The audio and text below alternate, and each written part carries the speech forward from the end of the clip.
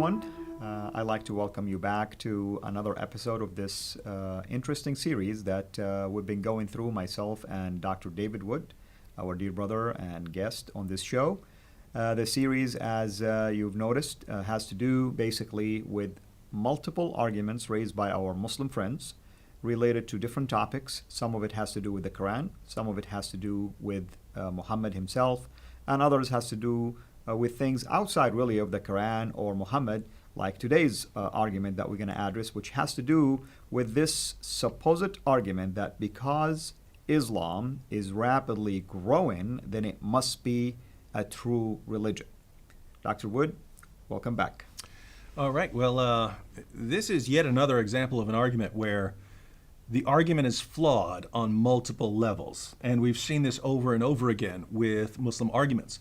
When Muslims claim, or when Allah claims, that if we can't write something like the Quran or a chapter of the Quran, then it must be from God. The argument's flawed on multiple levels, because even if it's the case that Islam, that the Quran cannot be produced by anyone else, that no one else can write like the Quran, that wouldn't make it the word of God, because that would just mean it has a unique style.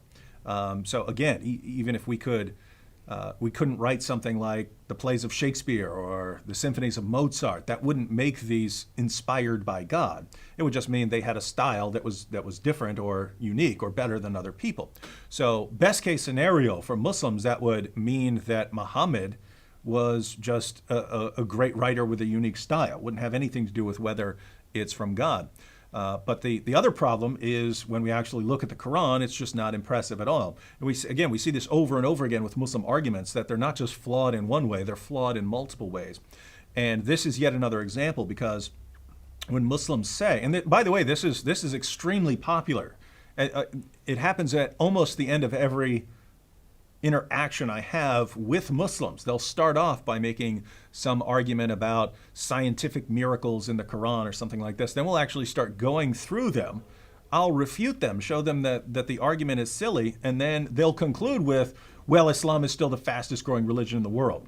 Or I'll make a video about all of the Muhammad's silly teachings and so on, and Muslims will respond, but Islam's the fastest growing religion in the world. So this is sort of supposedly their clincher. Right. But the idea that something is true because it's growing rapidly or it has expanded is so incredibly silly that Muslims would not take this even as evidence if it were being used of anything else.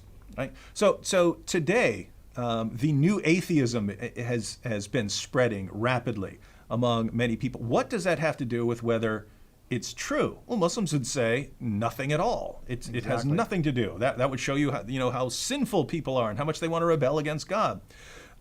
Christianity is the largest religion in history. Has about 2.2 billion followers of various kinds of Christians in the world.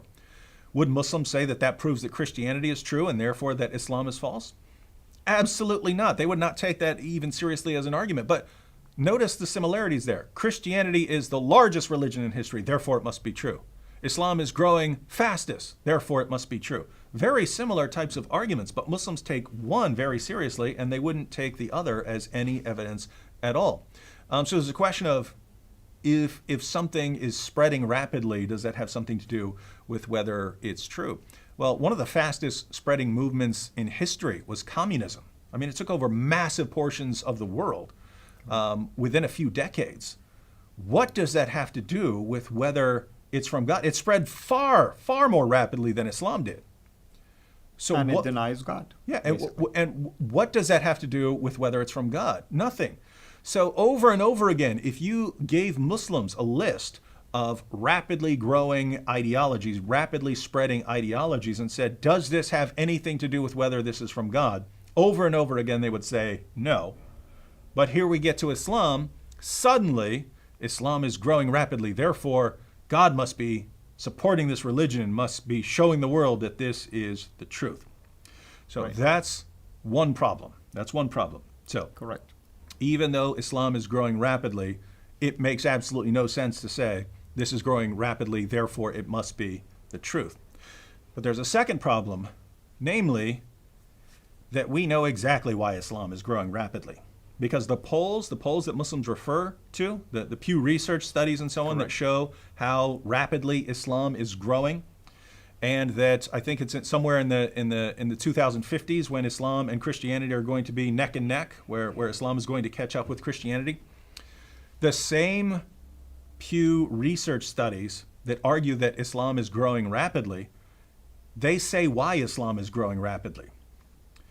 And they say Islam is growing rapidly primarily due to high birth rates among Muslims. Correct. And no, it doesn't matter where you go, if it's in the United States, if it's in Europe, if it's in the Middle East, if it's in Africa, if it's in Southeast Asia, wherever you have Muslim communities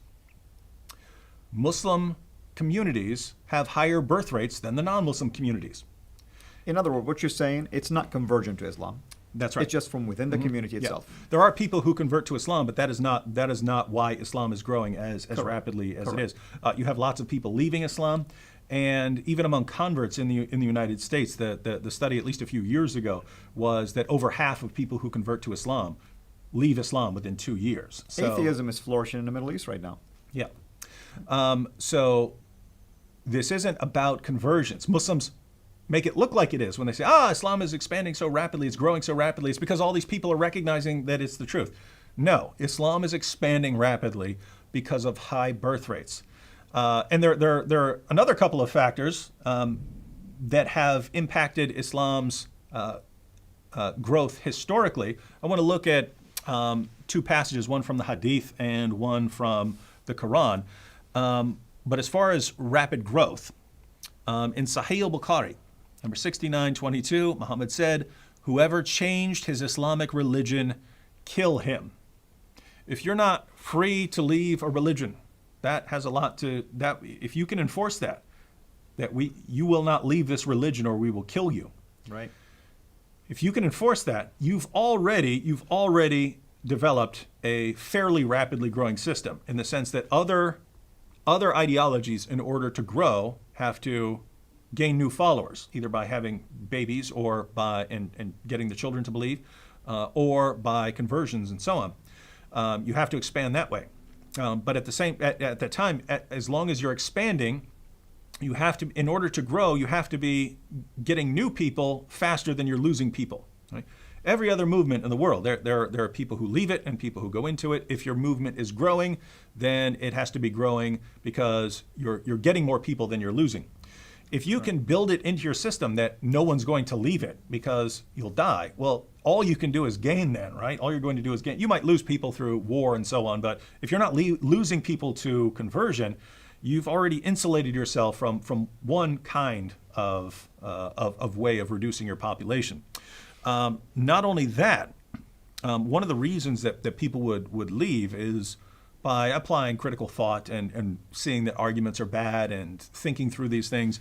And Islam frowns upon critical thought when dealing with Muhammad.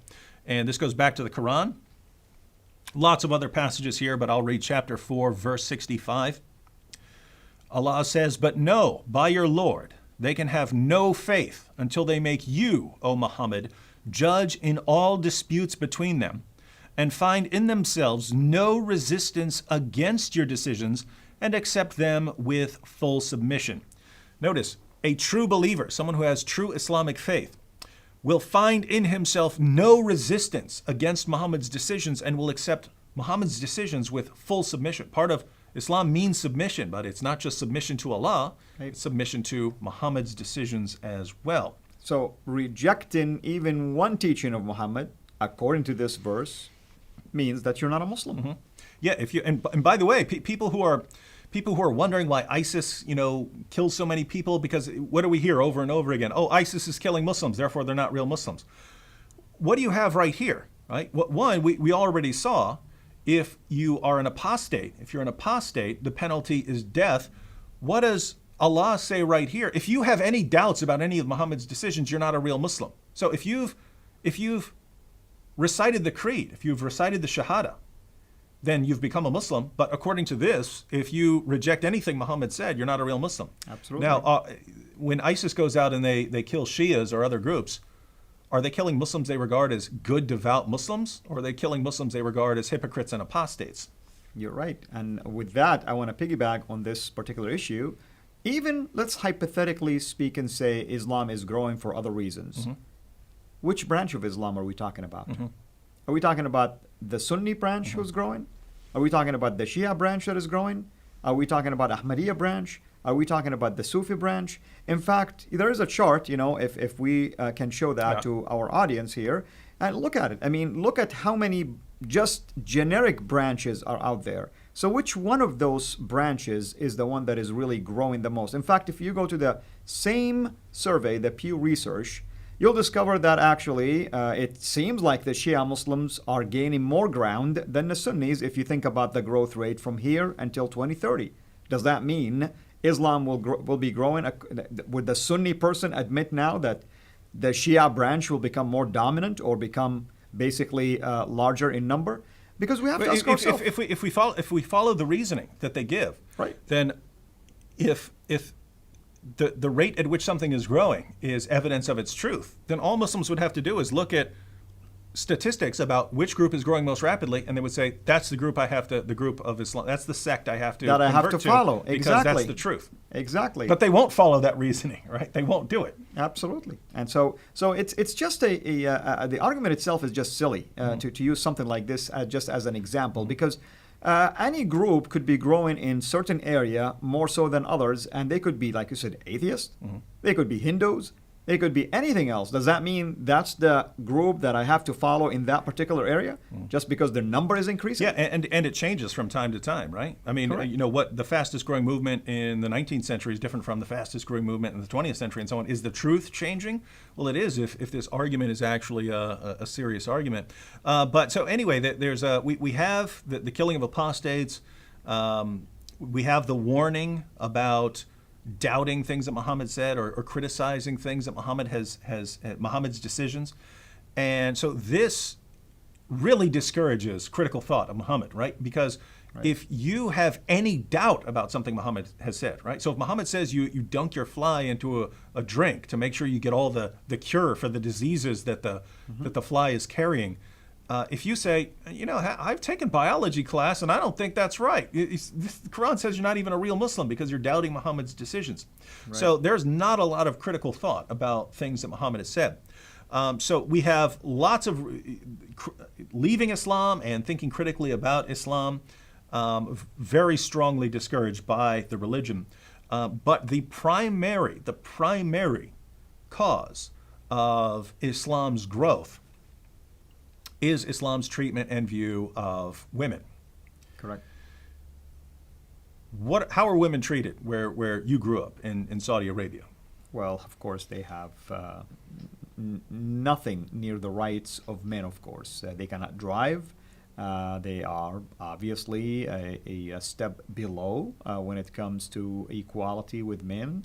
And there's many other things, of course, that they have to adhere to the Islamic teaching according to the Quran and the traditions of the Prophet. And viewers might be wondering, what's the connection here? What's the connection between treatment of women and rapid growth of Islam? Well, there's a definite, very clear connection here. Namely that the more opportunities women have in life, the more of an impact you have on birth rates. So like in a place like the United States where, a girl grows up, she goes to school, she goes to high school, many of them go off to college, then start a career and so on, then get married and so on.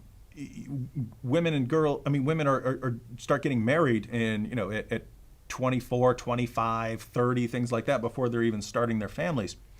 If you're in a place where you don't have those kinds of opportunities, where women do not have those kind of opportunities, where they don't go to school, where they certainly don't go to college, where they don't have a career, these girls get married off at 12, 13, 14, 15 years old, and they start having kids then, right? So you have lots of women in the West who, yes, I'll have my kid after I finish my school, finish my education, get my career started, then I have the kid, and then maybe you have one or two kids, if you have any. By the time a girl in Afghanistan or Pakistan or Saudi Arabia is 25, she's had 6 or 8 children. That's right.